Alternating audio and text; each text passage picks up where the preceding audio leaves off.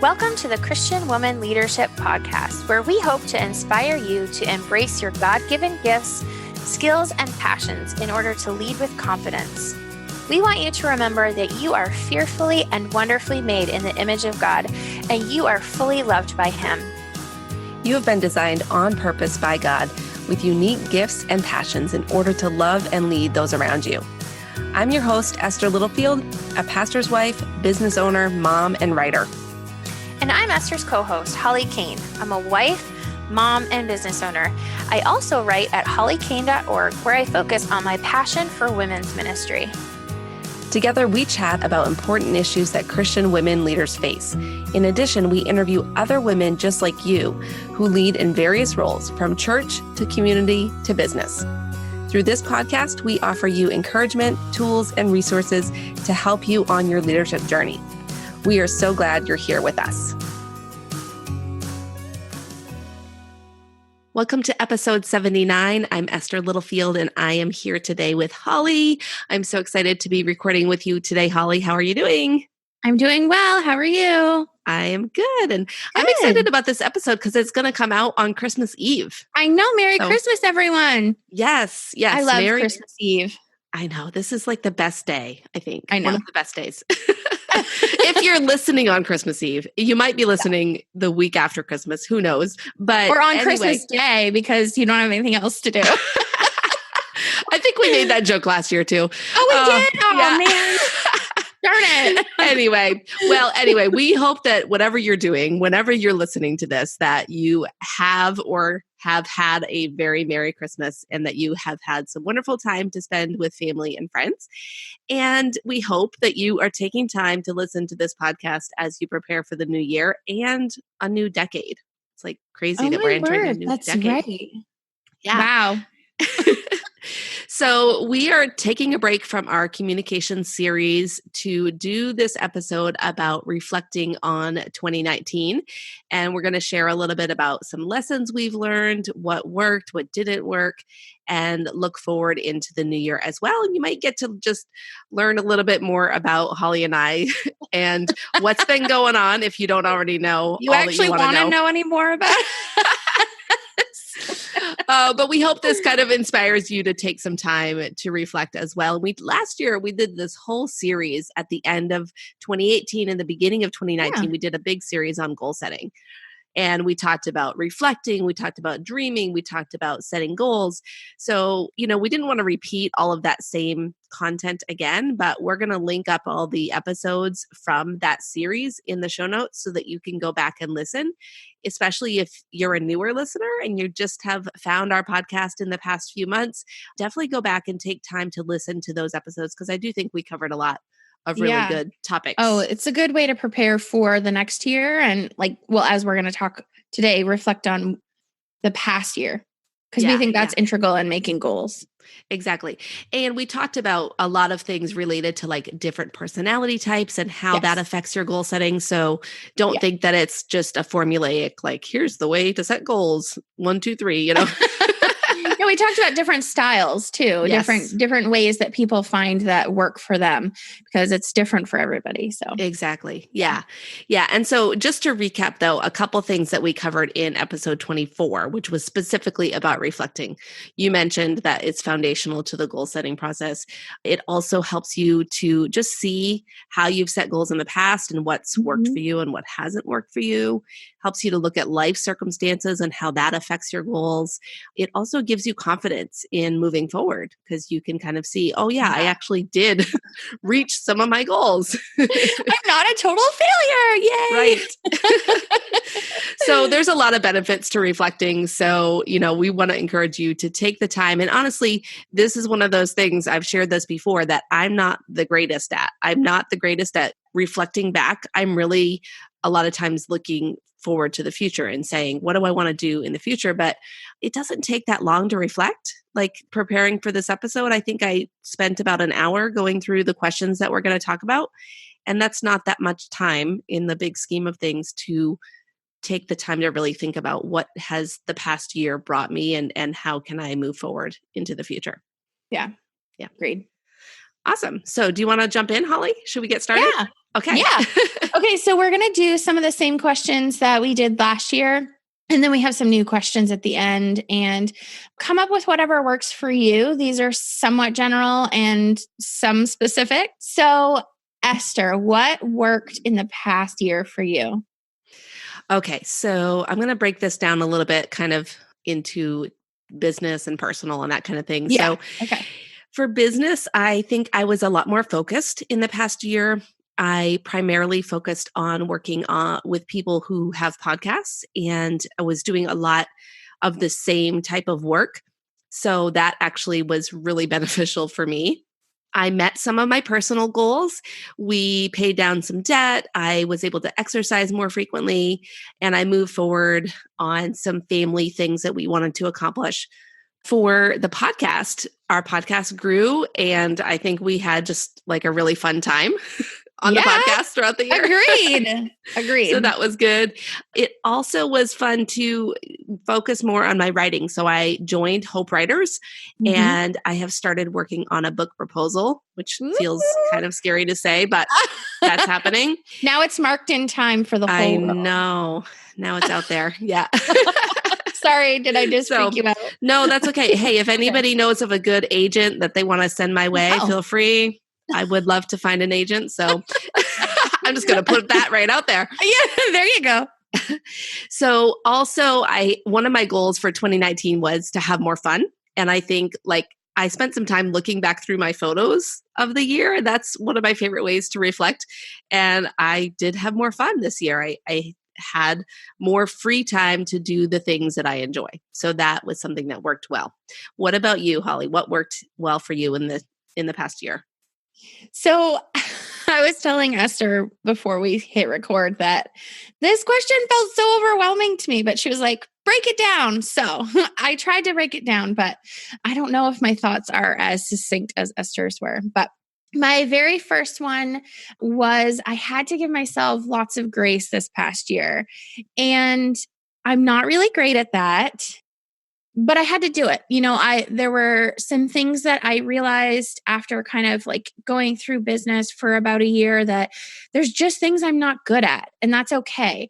And it's okay to ask for help. And I was really hard on myself that I didn't know how to do all of the things. So in January this past year, I kind of had a meltdown and Esther helped me, but it's not just that, like it's a bunch of other things. With the kind of year that we've had, I've just had to really give myself grace and understand that maybe some of the goals that I had set out for myself were probably not going to happen, and that's okay. As far as the business goes, I did make money and I got more clients. But for me, this past year was just about slow growth is better than no growth. As always, I have big plans for the business, but even though I don't necessarily, hit 6 figures or hit 7 figures, that's okay because I'm contributing to my family and I'm helping people in the meantime. And that's what success is for me. So this past year gave our family more space for a different kind of fun. So when I looked back at it, I thought, when we were home in Maine, we did a lot of things with a lot of different people. And, it was outdoors. We were at camp a lot. We did those sorts of things. But now that we're in Florida, we have a different kind of fun here. So, we've been able to go to lots of different parks and lots of different attractions that we don't have in Maine. And it was kind of fun for just our little family of 3 to do those things. So not that we don't miss all of our people, but it was different. And the last thing was I proved to myself that I can reach goals. Like I said, I'm pretty hard on myself, but it was nice for me to be able to see that I still have a business that didn't fail. Yay! And, for someone that's pretty negative about what they do, that's a pretty big win. I have a lot of negative self-talk and I'm always thinking, I have to prove to other people that I can do this, but really sometimes I have to prove it to myself. And so that was one of the things. Like, I just need to remember that I am capable of reaching goals, maybe not the high and lofty ones I set for myself, but, really reasonable, smart goals, which if you listen to last year's episodes, you'll know what smart goals are. So true. Awesome. Okay. Thank you for sharing that. All right. So Yeah. let's move to what didn't work. So we've talked about what worked in 2019. Mhm. What did not work? So Holly, why don't you start us off on that one? Well, we still haven't found a church here, Mm, which has been really difficult for us because that is a huge support system for me. It's a really big thing for our family, and we still haven't found one that we feel like we can really commit to. Because when we commit, we jump in 100% and 110, 150%. And I really just want to put all of that effort behind the place that God has for us. And it just hasn't been clear yet. So I'm really hoping. And if you want to pray with me that God gives us direction as far as that goes, that would be really helpful. So, what else did not work? Let's see. I have a blog and I had to take some time off. And that was really frustrating for me because I'm not a consistent person. And so, for me to have done that consistently for a while and start getting in a routine and then have to break that routine just because of family stuff that was going on was difficult for me. And when I kind of came back into life after my dad passed away, it was one of the things that I wanted to pick back up. And actually, Esther gave me the permission not to.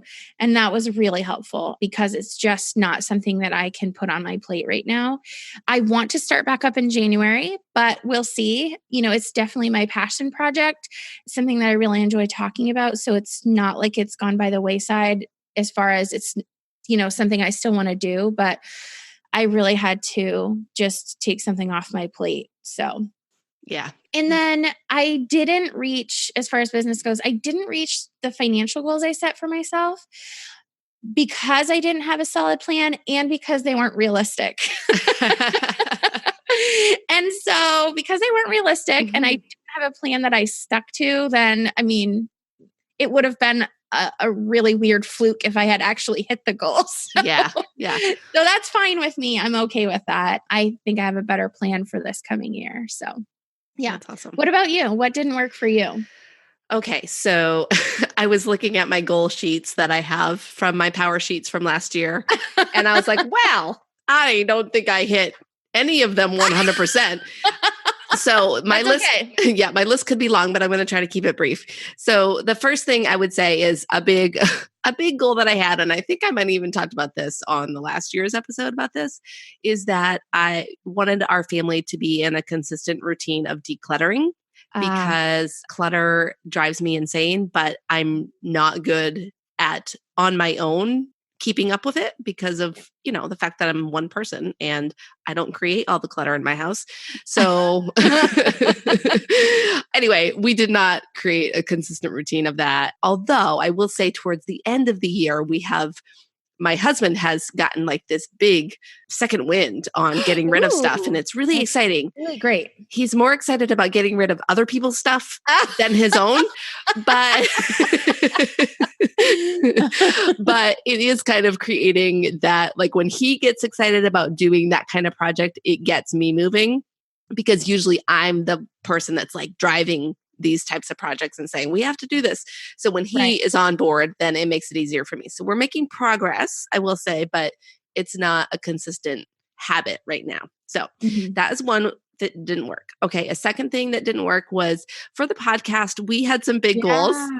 We did. Like back in March when we went to Podfest, we were like, we're going to get sponsors. And it's December and we don't have any sponsors. Other than me, my business. Right. So you are the sponsor. Yeah. So anyway, anybody that's out there who has a really awesome business who maybe would like to sponsor our podcast, feel free to reach out. But no, that is definitely on the top of the list for 2020 because I do think that our listeners are awesome and sponsors should want to talk to them. And, we don't want to just put any old sponsor on the podcast. Like we want it to be something that you would want to hear when you're listening and learn about. And also I like to make sure it's products or services that I believe in. I'm not just going to put on something that I've never even heard of or used. So anyway, that's one of the things that we didn't accomplish. And really that was simply a time issue. Like it was simply like it takes time to do that. Mhm. And it takes time to reach out and connect with people. And it was just not something that I had the capacity for. And likewise with Yeah. you. So, Well, and I mean, podcasts are not free. So yeah, right. That is, we've talked about that. I've mentioned that a couple times. And yeah, it's not free. It's free to listen to. For those of Yeah. you who listen, like you're consuming the content for free. But for us behind the scenes, it's a big investment of time for sure. But also it does cost money to just keep everything running. So we would like to help cover those costs. Right. So, and then thirdly, I did not structure my business well during the summer, and that resulted in some extra stress that I did not want. So that's something that did not work for me in 2019. I actually got really frustrated in the summer because summer is the time for our family that we really like to get outside and make the most of that time. And I still do work, like I still have to work, but it's definitely a time where I want to work less. And that didn't work out as well as I wanted it to. So something to do differently next year. So. All right. So let's go to question number 3. What lessons did you learn in 2019? So Holly, what were some of your lessons? Okay. So I say this every year, but I need to be more disciplined and have a better work-life balance. I know that there's an entire episode where we talk about not using the word balance, but what did we say? Harmony? Harmony, Yeah. priorities. Yes. Yeah. So I need to have better priorities and sticking with them. So yes, I am not a disciplined person by nature. I'm much more free flowing and kind of, it's so weird. I am such a mix of things. Like I'm really good at getting stuff done, but at the same time, like I don't want to do the exact same thing every single day. So that's why routines are hard for me. Yeah. It just spells boring. So, yeah. And I need some spice in my life. So, another lesson that I learned, or so I guess something that I realized, was that I became even more settled and confident in my gifts and skills and abilities, which is a weird thing to say because I feel like I guess I didn't use the gifts and skills and abilities in the way that I had looked at them in the past or had wanted to use them. So that's a weird thing to say, but like I, for a fact that God made me for women's ministry and being a leader in that. And if you had asked me this a year or 2 years ago, I would have said that it looked a certain way, and it has looked very different, but it has only made me more settled in those things and more understanding of those gifts and skills and abilities because they do translate in other ways that I may not have known were available to me. So does that even make sense? Yeah, it does. Good. It does. Okay, good. One thing that I learned was that my family may not understand me, but they've always loved there and they've always been there for me. And I know that sounds like a really weird thing to learn, but I feel very different from my family. And so it tends to kind of put up a barrier on my side. And just going through the different things that we went through, it was just something that became more evident to me and was really grounding. And you know, when you remember your roots and remember where you've come from and that they're just filled with love, it's really reassuring and just makes you more confident. So, yeah. And then one other thing that I learned was relying on God is more important than relying on people. And I really think that he brings people into our lives to really be an instrument in his work in our lives. But I found myself when we moved here, it was really obvious to me that I had relied on people and I had relied on circumstances more than him. And I think that's probably the same thing that I said last year, but it just is a lesson that I'm still continuing to learn and that he's still showing me. So I also learned that slow growth is better than no growth, which I already said. And that is on a business perspective. But for me, I think it's also on a personal perspective because if you listen to last time and your last year's episodes on this stuff and this year, it's really obvious that I like to make really big goals and I generally don't make them. So I need to remember that slow growth is better than no growth. So Yeah. And then the last one that just has to do with business is that I don't need to do all the things that all the gurus say that I should do in my business, and that my business needs to fit my life and no one else's. So I see all the things that say, if you do this, you'll make all this money. If you follow this path, or if you do this that everyone else has done, then you'll have a 6 or 7 figure business. And that's not what my life needs. That's not what's going to fit in my life. That's not going to fit my personality and how I do things. And so I need to keep coming back to my values and who I know that I am when I'm making business decisions, and stop looking outside of. It's weird to say outside of myself, because I know that I don't have all the answers, but I also need to remember that I'm the one that's driving this ship, driving this car. Yeah. Steering the ship. Or whatever it is. Whatever it is. You're the one. And I have to be the one that's, making all these changes. And so, it needs to fit into what my values and my goals are. And if it doesn't, I don't care if everyone else is doing it. I'm going to chuck it.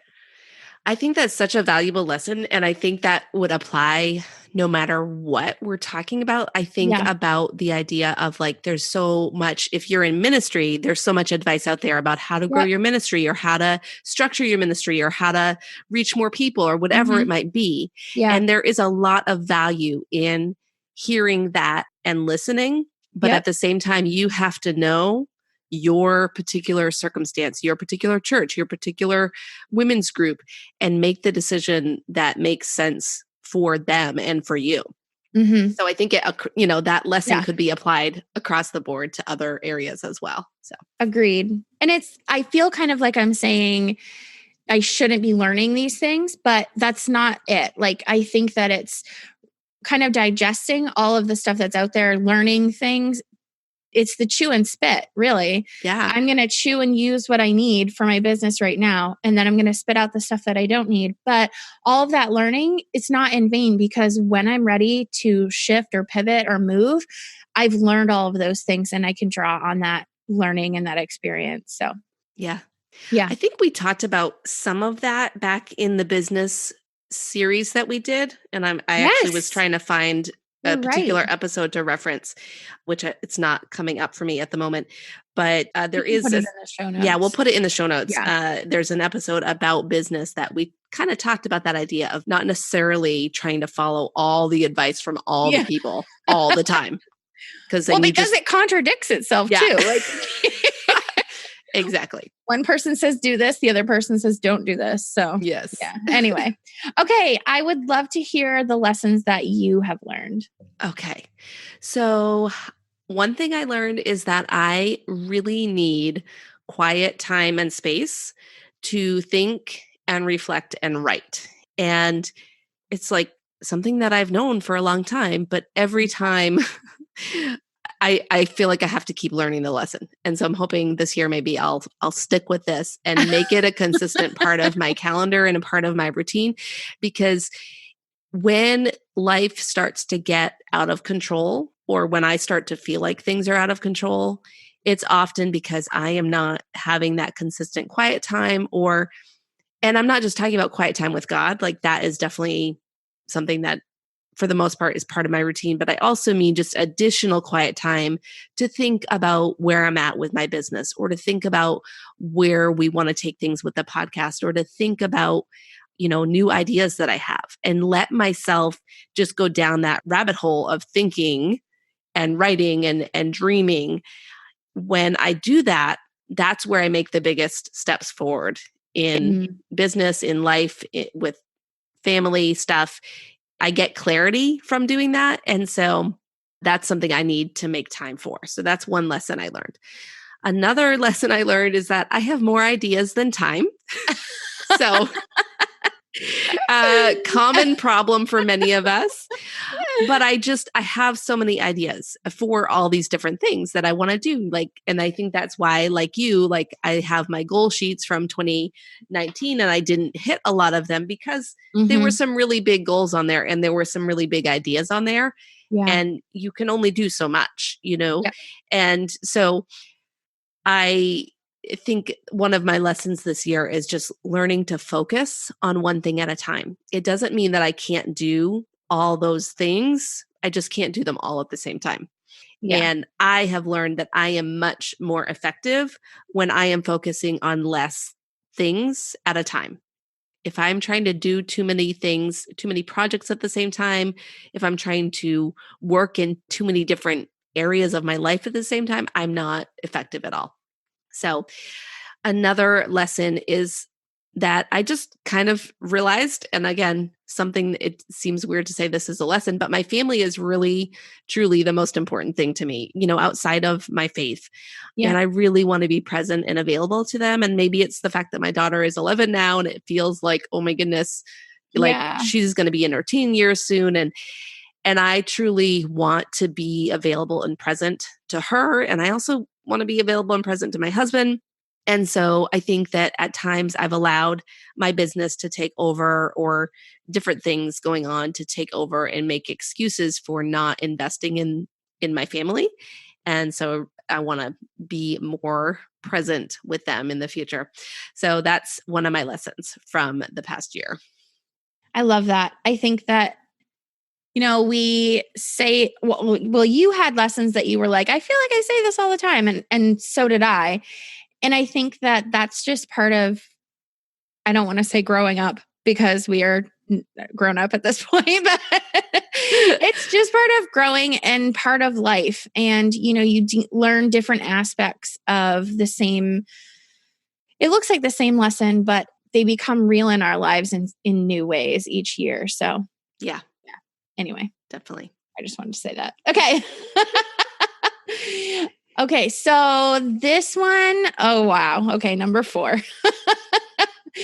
The one word of the year. I know Esther had a word of the year. I'm not great at this. We'll talk about that when it gets to me. But what was your one word for the year and how did it go for you? Okay, so yes, if you listened to one of those goal setting episodes, we did talk about this. We talked about how we come to our words and all of that. So my word for 2019 was move. So like move your body, move forward. And I definitely think that this word helped me to stay focused on moving forward instead of getting stuck. Because what happens for me a lot of times is I love learning and I love absorbing information. And I also tend to overthink decisions. And so for the most part, I chose that word because I didn't want to get stuck. I didn't want to get stuck in overthinking. I didn't want to get stuck in not moving forward because I was afraid that I wouldn't choose the right path. Because that's usually what it's about for me. It's like, I want to make sure I'm doing the right thing. So I'll get stuck in not doing anything because I can't figure out what the one right thing to do is. Yeah. So this year I made a lot of big steps forward that were kind of scary. And, I think having that word in the back of my mind just helped me to remember, okay, don't stay here. Like you can spend some time thinking about this, but don't stay here forever. Still go out and take that step. And if it's the wrong step, God will show you and you'll redirect and you'll go a different way, And so, yeah, that was me. So Holly, what about you? Did you have a word for 2019? No, I didn't. Okay. And as I kind of think about the year, I'm kind of glad I didn't, which is a weird thing to say because I really benefited from my word for 2018.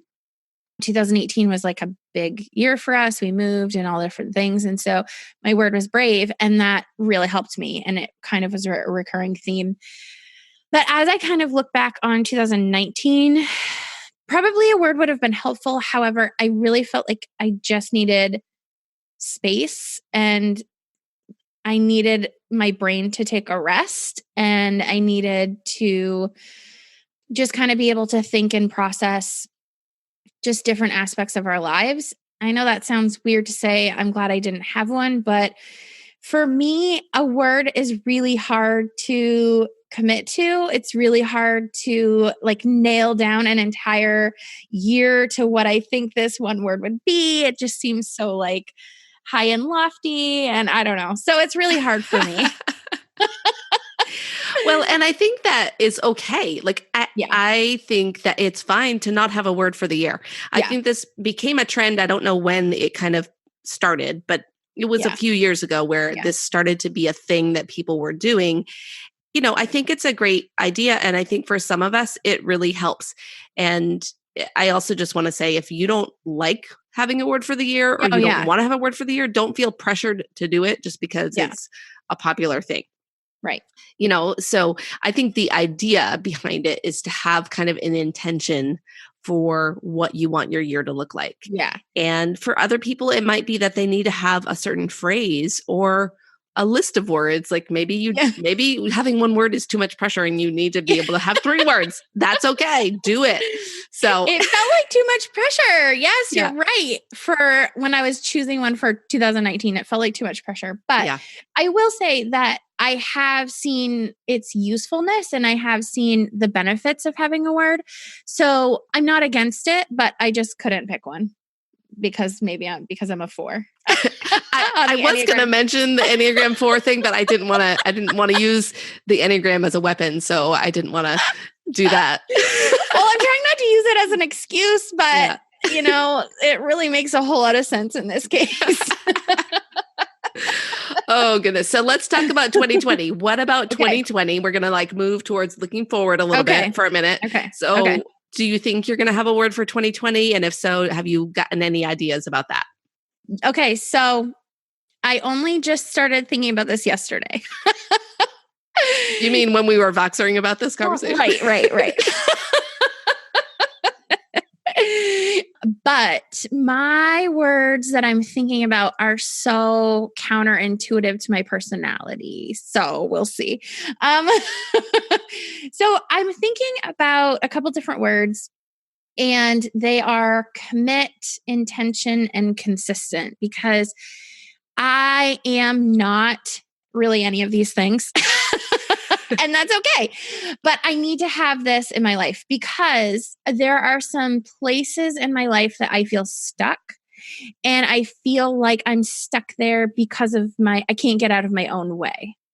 And if I could just commit or be intentional or be consistent in certain things, then I would move through them. Now, I know it's not always that simple, and there are other things that come into play, but I want it to be said of me that I can do these things, that I can commit, I want to prove it to myself that I can do these things. So I'm thinking that commit is actually going to be the word, but I have a whole little, mind map, I guess, around this. And so I'm going to kind of try on the words, if you will, for the next week or so. I like that.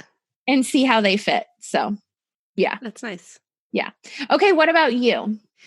Okay. So yes, I have chosen my word.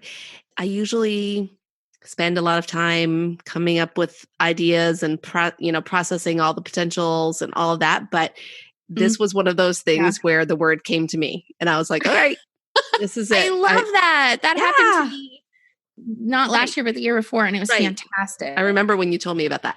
So my word is shift. And a brief explanation, I believe it was when I was at the Hope Writers Conference that this is where the word came. But I heard 3 things in the matter of a few days that included that word shift. And it was like, okay, that doesn't feel like a coincidence. And it also just sort of encapsulates where I'm at right now with some things. And I'm not going to go into a lot of detail, but I have been sensing a shift coming with some different areas of life and work and things like that. So that's going to be my word. So good. I like that word. Yeah, I do too. I think when you pick a word, they kind of blossom out for you, and they have not all kinds of different meanings, but they seem like they can fit in so many different aspects of your life. So yeah, for sure. Yeah. Okay, let's go on to what's next. So what are a couple things you're excited about for the next year, for 2020? Okay. So for whatever reason, I only was thinking about my business when I answered this question, but that's okay. So I have big things in store for my business. I plan to have specific growth, and I'm going to do it. and I have a plan to get there. So I feel like it can actually happen. I plan on investing in myself and grow in education and skills so that I can, I guess I would say pivot my business, but I guess just add more services or add more offerings so that what I want to do is maybe work with not necessarily less people, but I want to be more focused on what I'm doing. So that's where I'm going for my business. Doing those things for my business will actually hopefully bring in extra income into our family. And I have plans for that too. So I'd love to pay down some debt and just do some things that we haven't been able to do as a family and just really knock out some family goals and sort of dreams that we've had. So that's what I want to do in 2020. And I hope that I can think a little bit more outside of the business aspect, because if it doesn't happen, then I don't want to be frustrated or whatnot. But for right now, those are the things that I'm excited about. But I do have goals and plans for other things. So, okay. I don't know if that answers the question. It's kind of whatever. Okay. Tell me yours. Okay. So I will say one thing is business related for me is that I have made even more changes in my business that are allowing me to be more focused. And what I'm excited about for 2020 is to do some more teaching and mentoring, which I really love doing.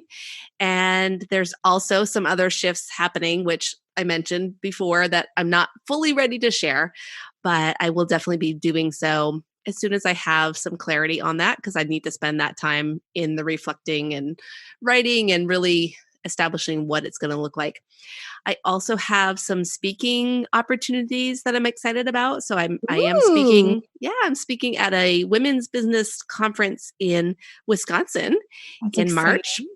And then I'm looking for a few other speaking opportunities. So I'll be applying for other things and seeing where that goes. And then I'm also excited to have more time to volunteer. Basically, I want to be able to go to my daughter's school if there's a field trip. And I haven't really done that in the past couple of years, to be honest. And I'm like, well, part of the idea of me working at home and having this business is to have the flexible schedule to be able to do that. And so I really want to be able to do that and also contribute more at church in a volunteer capacity. I had scaled back some of what I was doing before, and I want to be able to go back to having more time to do those things. So that's what I'm excited about for 2020. That's great. Yeah. I love that. So now we're going to do some other questions, more specific maybe, and we're just going to answer them briefly. We had talked about calling them rapid fire, but we don't do rapid fire. We have too many words for that. But we're going to try not to say maybe as many words as we've said about the last questions. Yes. Yeah. So these are not as reflective, but more just like one specific thing to share. Yeah. It'll just kind of be a little bit more fun or different than what we just shared. Okay. All right. So I'll start with the question. Okay. What was the single best thing that happened this year? Okay. This was really hard for me to choose. I know, right? Okay. But what I'm going to say for us was we took a family trip to Florida and we visited Holly and her family. And just that time was really refreshing for us and really needed in where we were at in terms of just family life and ministry and all of that. We needed to have that break, and it was really, really good. So what about you? What was your best thing? So my nephew graduated from high school. Well, he's homeschooled, but he graduated from high school in May, June-ish. He had a big graduation party, and we were in Maine. And so we were able to drive over to my sister's in Nova Scotia, and my parents came, and there was all kinds of family. And it was the last time that we were all together while my dad was alive. And even after that day, I was really reflecting on just how happy both my parents were. And I heard my dad say so many times that when we were at the graduation party, you don't see these things when you're in them, but afterwards reflecting, hindsight is 2020. But, my dad said a lot of times in a lot of different ways, this was what his whole life was about. and that I'm going to try not to cry, but that this was what was most important to him, and being able to see everyone together and just the love and sort of like the teamwork that we had to kind of put everything together, and just us being able to just be in the same house together was so valuable for him. And I could just see the joy on his face. So there were lots of really fun and exciting things we did this year, but that one was the best. That's amazing. Yeah. I love that. Sorry, I'm trying not to these are supposed to be quick, short questions. I know, but now the next question is going to be hard too. So okay. So what was the single most challenging thing that happened this year? So that was obviously my dad passing away. And, it's one of those things that just kind of came out of left field for me, even though my dad has not been super well for the past 9 or 10 years. But yeah, if you've heard me talk about it or mention anything, it happened really, really fast. Yeah. And so honestly, the situation itself was very difficult and, devastating and tragic, but I think processing it all too has been really difficult, and just trying to figure out how to have feelings and how to have thoughts, because there are many and they're hard to sift through. So yeah. Yep. What about you? So I am not choosing one specific incident. There definitely have been several, but it was really just this past fall was a really hard season for us as a family. And I've shared a little bit about it, but with my daughter struggling with anxiety, it was just a very difficult season. And so there was a lot of times where I felt at my breaking point. And so thankfully, God has brought us out of that season and we're in a better place right now, but it was definitely a challenging time. So, we kind of got hit with it both at the same time. We did. It was really going through some rough stuff together. It was crazy. Yeah. I'm like, I kind of don't want to relive the fall of 2019. No, you need to give yourself some time to process it too. Don't just, That's true. It's true. That's my advice for you. You're giving me my advice now. It's okay. Okay, we should move on. Okay. What was an unexpected joy from this past year for you? Okay. So again, I had a lot of them actually, but trying to choose just one thing is that I went to the Hope Writers Conference. So I joined Hope Writers in May, and the conference was sold out at that point. And so I couldn't buy a ticket. Well, somebody was selling a ticket and I was able to buy the ticket from them and go in November. And it was just like such a godsend. Not even so much. I mean, I learned a lot for sure, but the connections and the conversations that I made while I was there, and the several different moments I can remember where I had conversations that were so powerful, and it was such a God thing, like things that people were sharing that we all had just met. Like there was a group of us that had just met for the first time, and we're like, people are pouring out their hearts and sharing things that God was doing. And it was just amazing. So that was it was a joyful thing for me to be there and to hear those stories and just to see what God is doing in other people that I had never even met. It was just really cool. Yeah. So, yeah. I love seeing that. So powerful. Yeah. What about you? What was your unexpected joy? So my answer to this question and the next question are going to seem contradictory, but I'm just going to say them anyway. So you'll have to just wonder as you're driving in your car listening to this episode. So an unexpected joy for me was some new Bible study friends that I've met. One of the things that I try to do while we're trying to figure out where we're supposed to be going to church is I really was like, I need to get into small groups.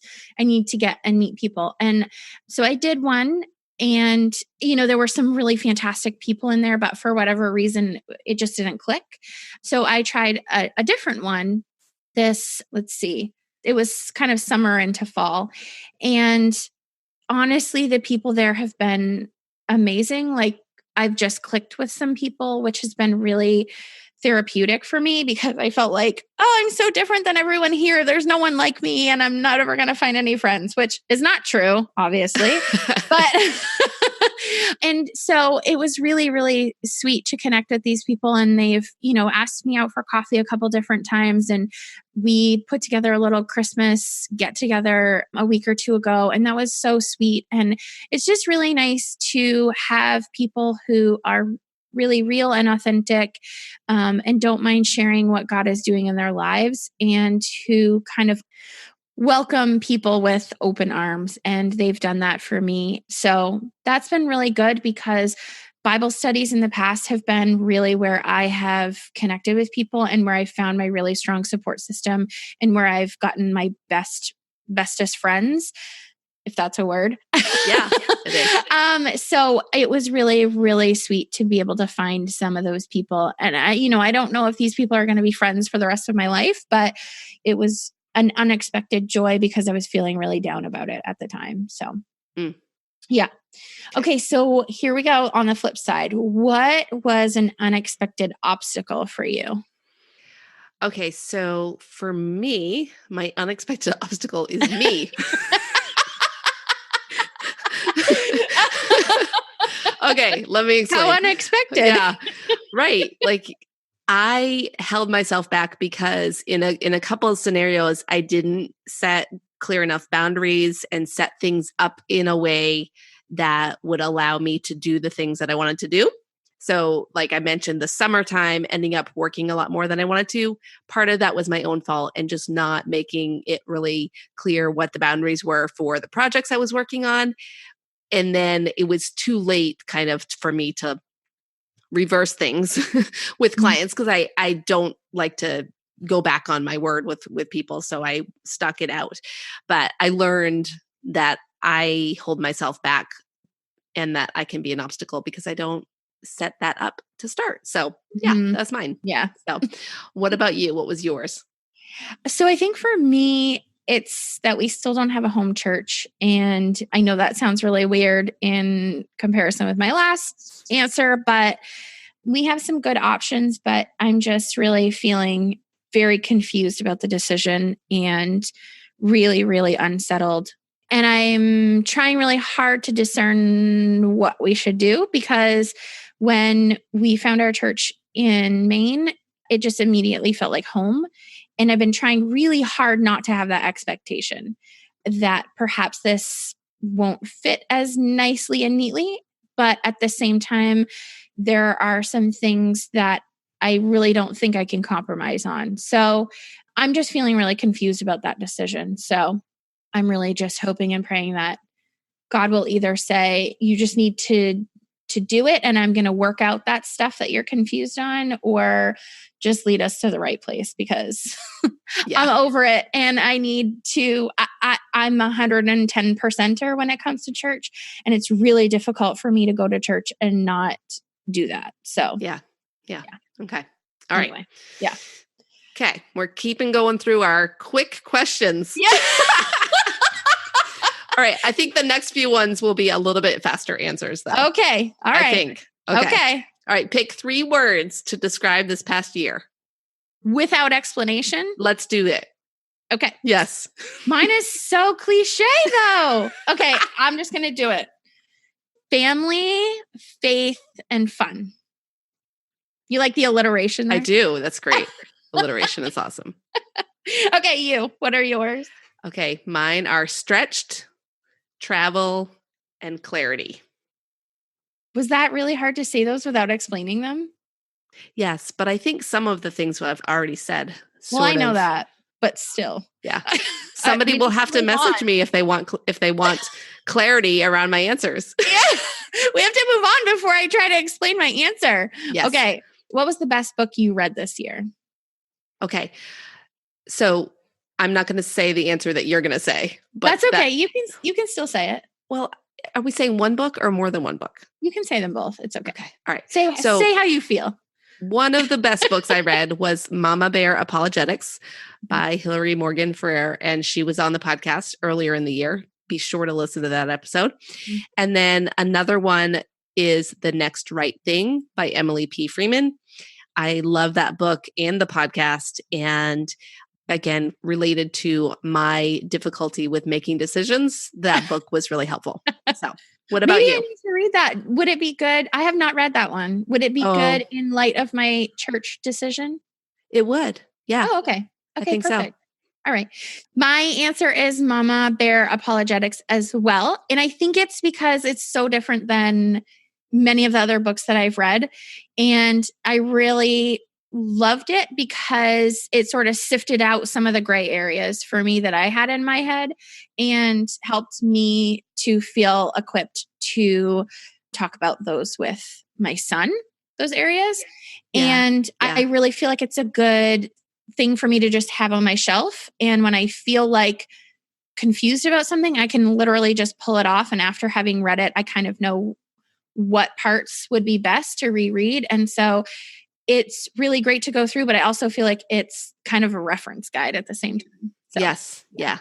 And I've mentioned this before. I'll try not to do too much explaining, but I think it's a book not just for moms. Agreed. Even though the word Mama Bear is in the title, I think it should be for any Christian.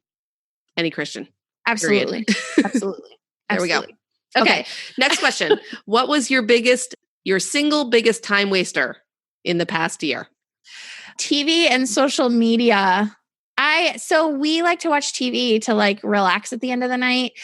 And that's okay, but I need to rethink that because maybe there are other ways and other things I can do. I feel like my options are either sit on the couch and do work or TV.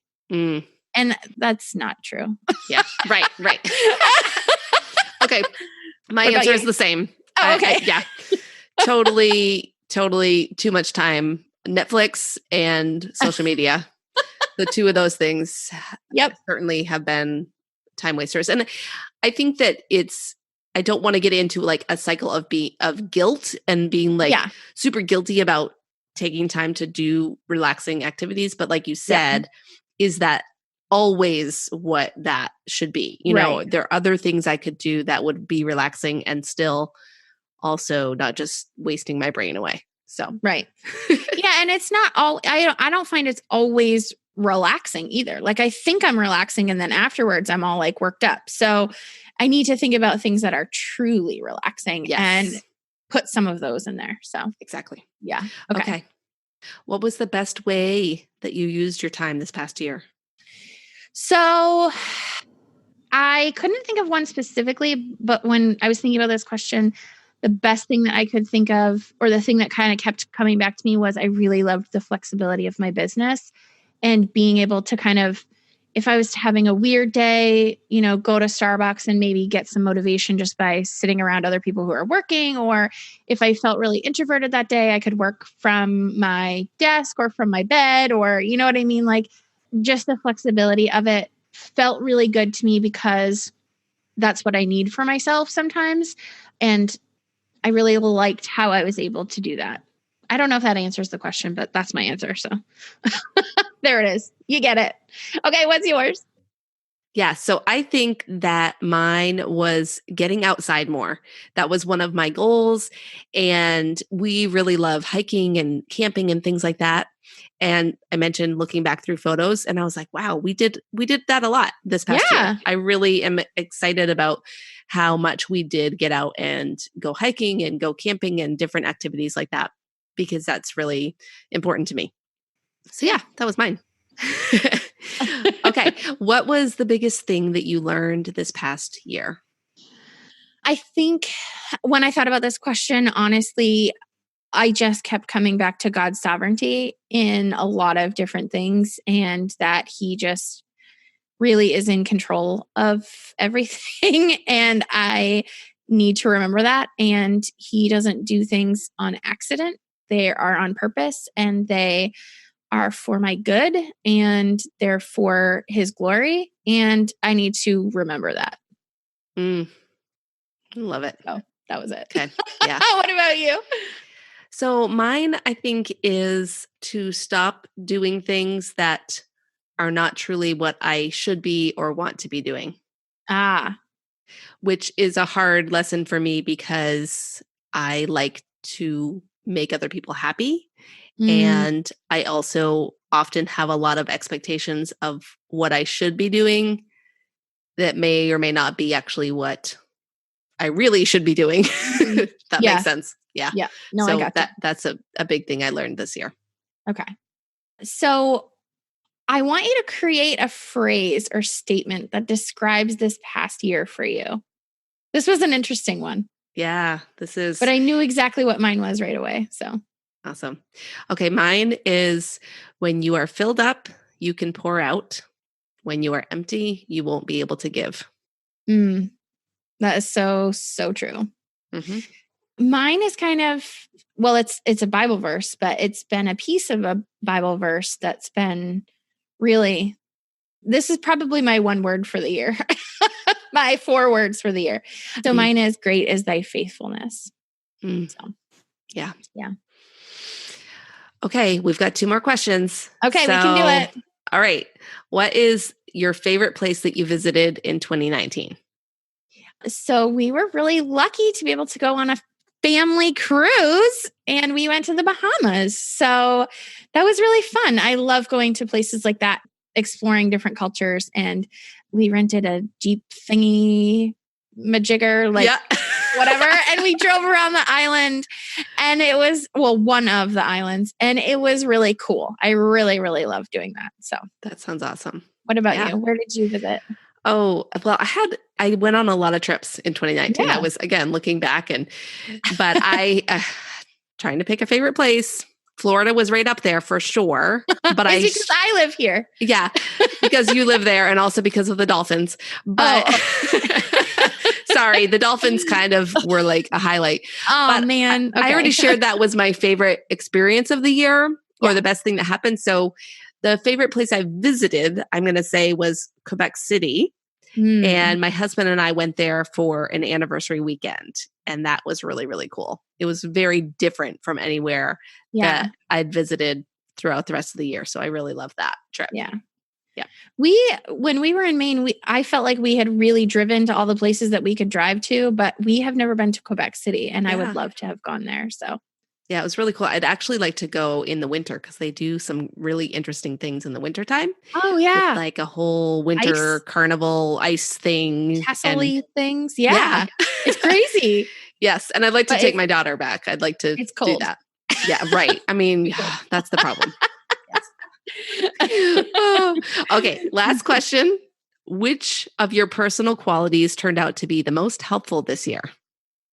So for me, I really feel like my faith was strengthened this year. And so when I could have had lots of doubts and lots of questions, and I'm not saying that I didn't, but my faith was just a really solid foundation for me. And it just became so much deeper. I mean, especially with going through what I went through with my dad, but just other things in life too. And so that was probably the one that turned out to be most helpful. Yeah. So what about you? Okay. So I am going to pick 2. I would say first one was determination, because I just didn't give up on certain things. And then risk taking, that is the one that helped me to step out and do some things that were scary. Yeah. So yeah. I love those. Those are great. Okay, so we need to wrap up. We've asked a lot of questions, but we always end our episodes together with a fun question. Even though some of these questions have been fun, I really think this one is really fun. And it's Christmas related. So, okay, so here it is. Finish this thought. It wouldn't be Christmas without... Okay. I thought about. Think about your question. I thought about all the other questions, and now I'm like, what's my answer to this one? Okay, well, I'm gonna say one, and then I'm gonna explain it. Okay. It wouldn't be Christmas without the Christmas stockings filled up in the morning. Oh yeah, I like that.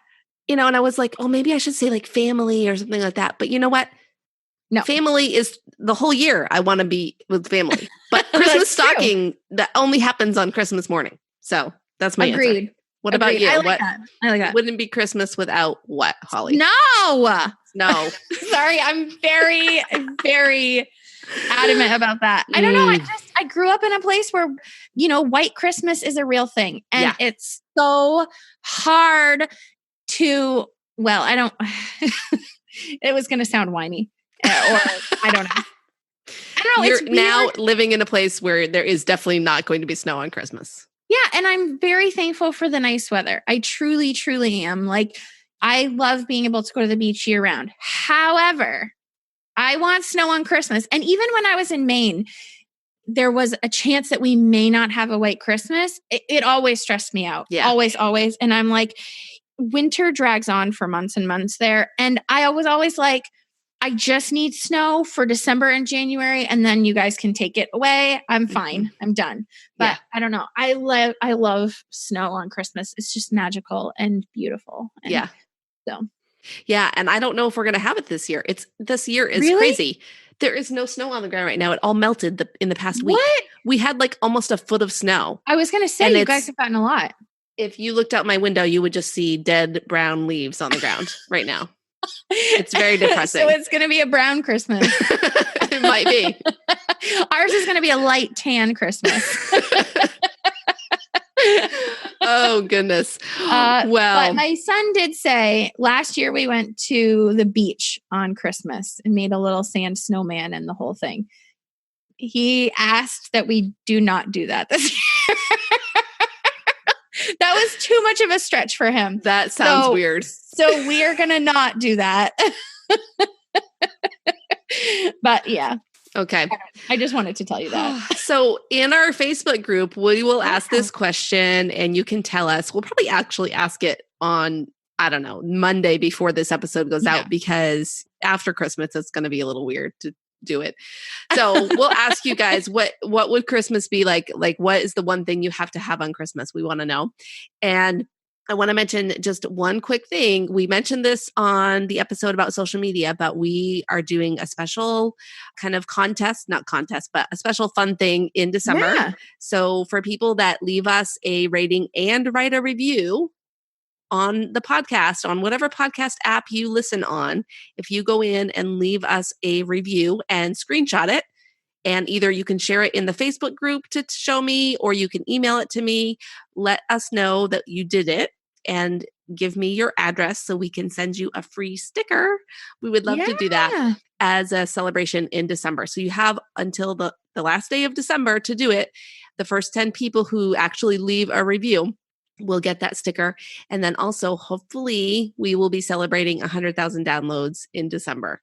So I'm watching the numbers. We're seeing them grow, but we're recording this a few weeks early. So hopefully by the time this goes live, it will be, but make sure you're following my Facebook page. My Facebook page is going to be the place where I will post something very exciting when we reach 100,000 downloads, and you will get something. So if you're following, you will see it and you will get something, but you need to make sure you go. And again, you'll find the link in the show notes. My handle is like, if you type in facebook.com/Esther Littlefield, that'll bring up the page. So anyway, we want to give you something fun. You're going to want to do this because our stickers are adorable. Yes. Yeah. The stickers are great. Cute. They're so cute. I've had a few people do it already. So by the time you listen, you might not be one of the first 10, but you never know. So just go ahead and do it and send me that note. I'm sure if you send a plead to Esther with like a really good, sappy story, she'll send it to you anyway. But as long as I don't run out. I might run out of stickers though. Okay, but she's a rule follower, so I can't really say that that's going to happen. I will definitely do it for the first 10 people. And it's because I know it's a kind of a pain in the butt to leave a review. Like, I will admit it's not the easiest thing to do. They don't make it super easy. Right. No. But I believe it can be done. And I believe that you want to have a sticker that you can stick on your water bottle or on your laptop or wherever, so your that people face. Oh boy. Okay, well, on that note, we might want to wrap up. Okay, yeah. Wow. Okay. Okay, everybody. Merry Christmas. We will be back next week. Bye. Bye. Thanks for joining us on the Christian Women Leadership Podcast. If you enjoyed this conversation, come and join us in our private Facebook community. We would love to get to know you better so that we can make sure the podcast is providing what you need. Plus, you can share your questions and ideas, and you'll be surrounded by incredible Christian women leaders. To join the group, visit estherlittlefield.com/group. Now don't forget, your leadership matters, and it's time for you to embrace your gifts and lead with confidence.